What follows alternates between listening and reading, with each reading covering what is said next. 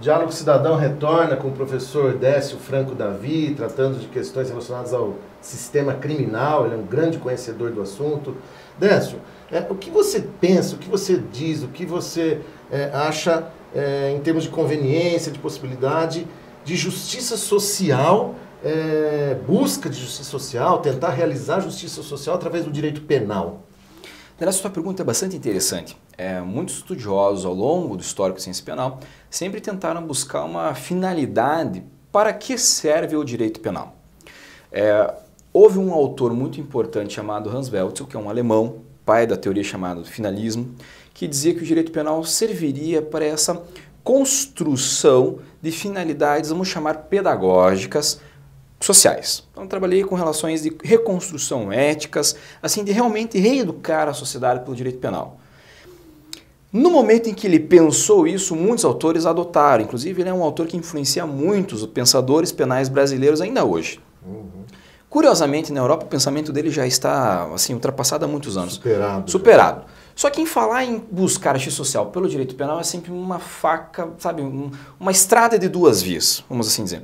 Porque você vai ter de um lado, realmente, se eu disser para você que o direito penal não tem que dar esse impacto de resposta para a sociedade, eu vou estar mentindo.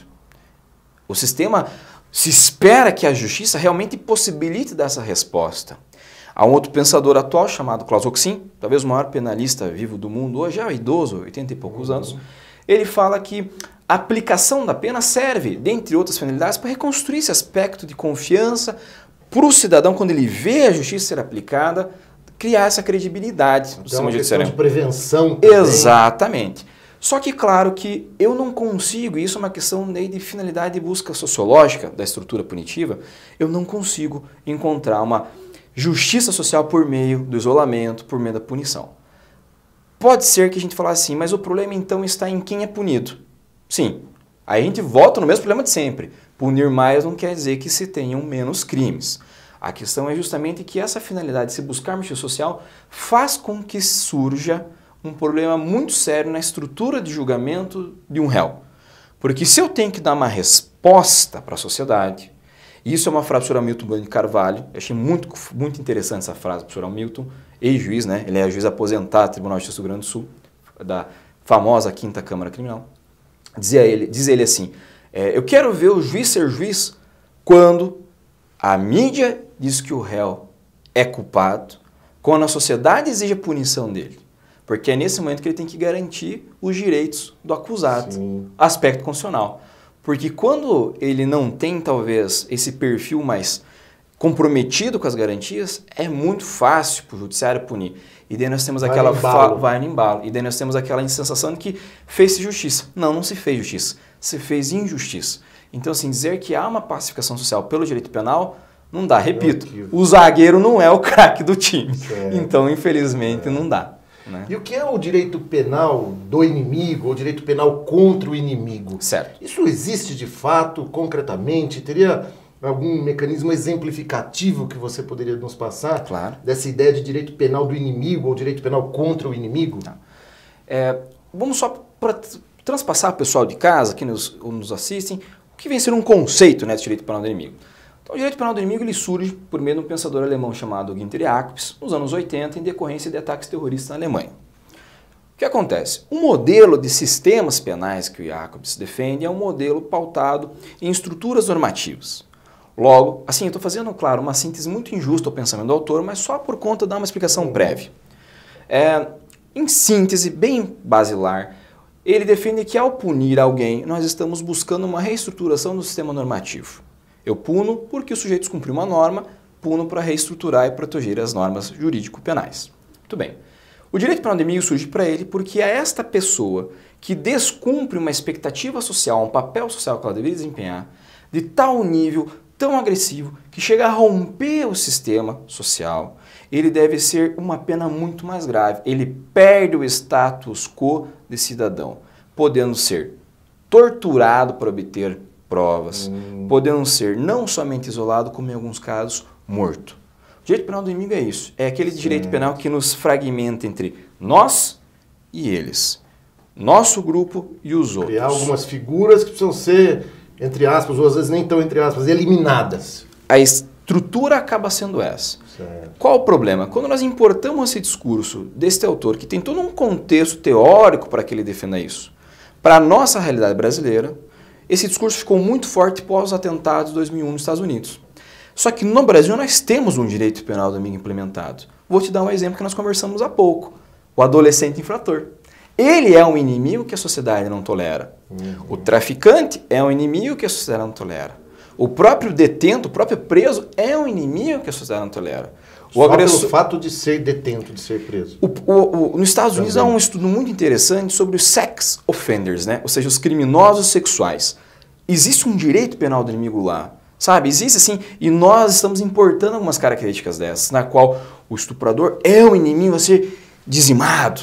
E quando a gente parte para esse direito penal do inimigo, nós tiramos dele aquilo que lhe é mais caro, que é o seu status de ser humano. É difícil porque muitas vezes a pessoa, no senso comum, fala, defensor de bandido que fala isso. Não.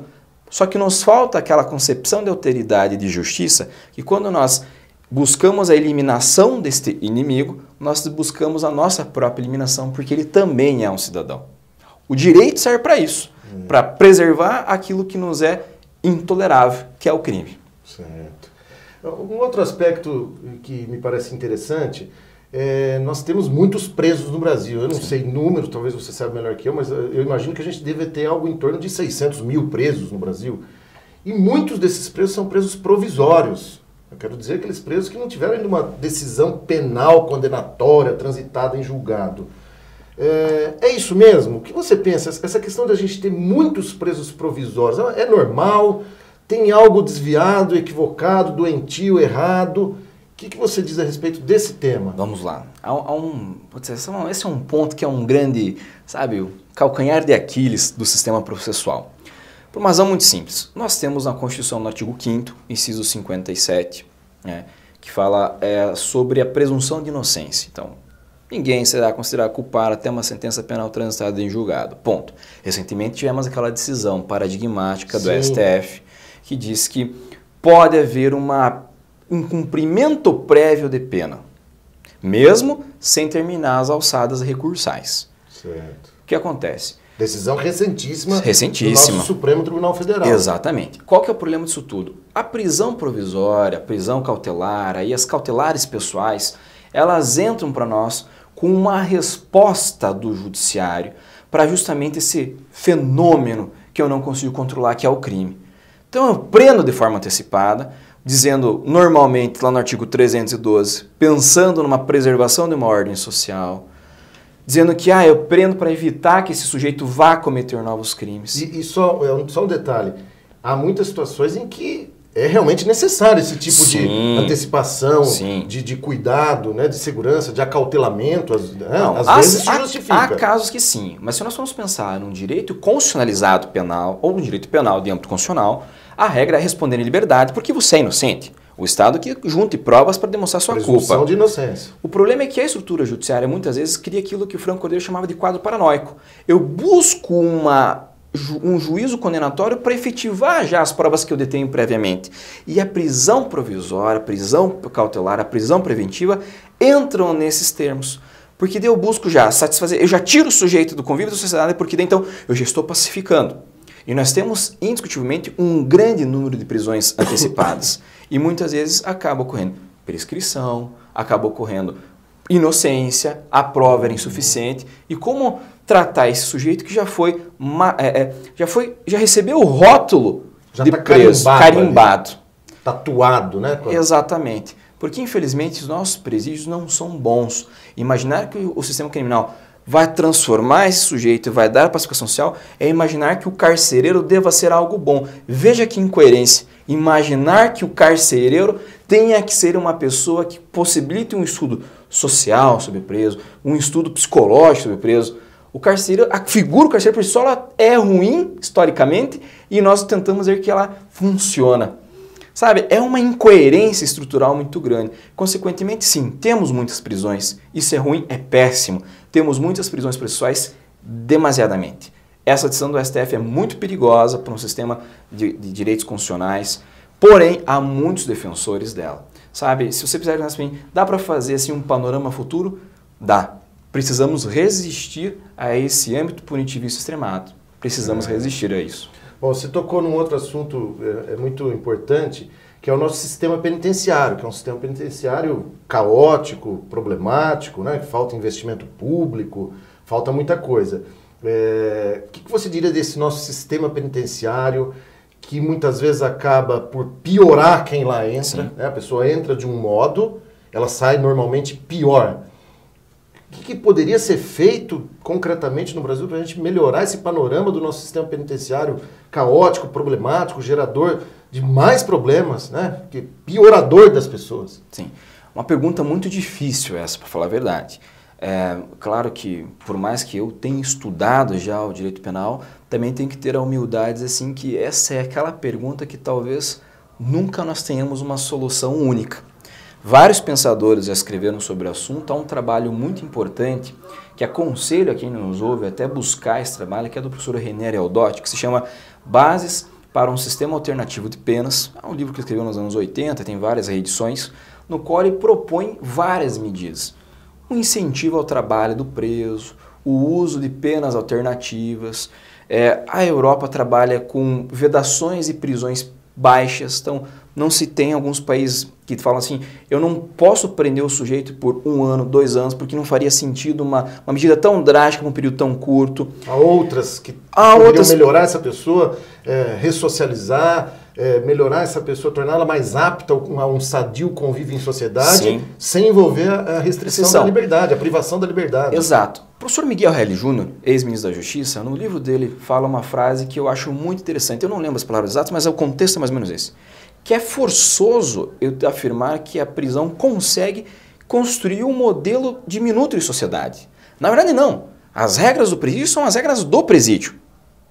Então você tira o sujeito do convívio social, coloca ele lá, ele jamais vai, porque todos nós somos uma construção de experiências de vida.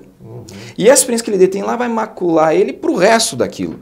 E o presídio é um local onde a mãe sofre para visitar o filho, a esposa sofre para visitar o filho. Muitos pais sequer vão visitar os filhos. O filho do detento não vai querer ir, porque imagine para a construção do filho do detento ver toda a violência que o pai sofre, para ele quem vai ser errado é o Estado e não o pai que cometeu o crime. Então uma série, o cárcere ele é segregador. O falecido professor Máximo Pavarini falava que o cárcere tem uma função bastante clara, que é aumentar a criminalidade e não diminuir. Também não estou dizendo que devemos extirpar os presídios, porém, vários estudos, como por exemplo o modelo sueco, demonstra que só prender não resolve. O trabalho tem que ser prévio. De que forma? Políticas públicas sobre espaço onde há criminalidade. Mas para aquele que há a prática do delito e que deve ser punido de forma justa, proporcional, ele também tem que ter que, de acordo com a gravidade do crime, a gravidade da pena. Um furto, por exemplo, tem mais lógico uma reestruturação patrimonial do que notadamente um cerceamento de liberdade. Sim. Então, repito, é uma pergunta difícil, mas que precisa ser levantada para que nós dialoguemos sobre o assunto. Certo. Um outro ponto que eu gostaria de uma abordagem rápida é o seguinte, nós temos uma lei de drogas relativamente recente que fez uma diferenciação entre o usuário, entre o fornecedor eventual de drogas, né, aquele que compartilha drogas, ele no meio dele de amigos, por exemplo, e o traficante, o comerciante, né, o empresário, entre aspas, da droga. E das pessoas que nós temos presas hoje, um número significativo envolve tráfico de drogas. De forma geral, o nosso judiciário está aplicando efetivamente, sabendo diferenciar aquele que é o usuário, o fornecedor eventual de drogas e o traficante profissional, que me parece de extrema importância essa diferenciação que está na lei, ela ir para a prática, para o mundo real, para o mundo concreto. Isso tem acontecido efetivamente? Essa tua pergunta também é uma pergunta muito interessante, Daniel, pelo seguinte, há vários estudos que comprovam que essa diferenciação entre usuário e traficante acaba sendo um aspecto fator de quem faz a primeira abordagem. Há uma dissertação muito boa de mestrado Federal do Paraná do professor chamado Kenaton Tokizek Souza, na qual ele demonstra com pesquisa empírica como o sistema criminal, desde a policial até as alçadas tribunais superiores, não sabem fazer essa diferenciação. Com casos em que às vezes é a mesma quantidade de entorpecente e ainda assim, em certas circunstâncias, um é traficante, outro é usuário. No boletim do IBCCRIM, do Instituto de Ciências Criminais, em março de 2011, foi publicado um estudo no qual falava que existia um certo perfil etiográfico de quem é usuário e traficante. Eu quero dizer, assim, de forma bastante breve, nós não sabemos essa diferenciação. Eu, particularmente, pelos estudos que realizei, tenho um posicionamento muito crítico quanto à necessidade de proibição das drogas. Há uma necessidade de regulamentação. Sim. Talvez um modelo como o Uruguai fez. Mas há vários estudiosos, como o professor João Menezes, do Rio de Janeiro, que entendem muito mais esse assunto sobre como regulamentar esse sistema. Mas respondendo a tua pergunta de forma bastante objetiva, não. O sistema de justiça brasileiro não está sabendo trabalhar com o tema. Porque a questão da droga, ela é uma questão moralista, cultural, mas que no sistema de justiça criminal é um dos processos de maior procedimento de construção de inimizade, inimização e um inimigo a ser combatido. Esse é um fenômeno que foi construído nos Estados Unidos a partir dos anos 70 e que nós adotamos. Infelizmente é um processo muito complexo e que, claro, repito, não está sendo aplicado de forma adequada. Legal. Décio, muito obrigado pelos seus esclarecimentos, suas observações, fruto dos seus estudos em relação ao sistema criminal. O Décio, que é meu companheiro de doutoramento na UEMP. Obrigado. Eu que agradeço, Daniel. Obrigado mais uma vez pelo convite e até a próxima.